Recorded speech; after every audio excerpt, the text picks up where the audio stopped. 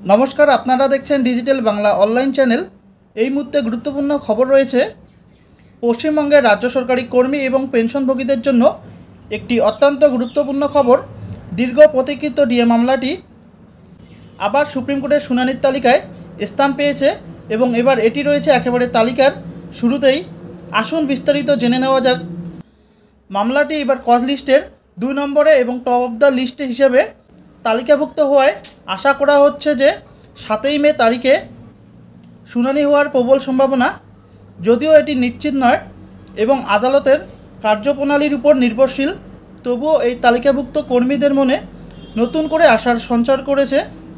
2022 সালে সুপ্রিম কোর্টে ডিএ মামলা শুরু হওয়ার পর এই প্রথমবার মামলার বিবরণীতে এটিকে টপ অফ দ্য লিস্টে বা তালিকায় শীর্ষে রাখা হয়েছে। আগামী 7ই মে প্রথমে এই মামলার শুনানি হবে।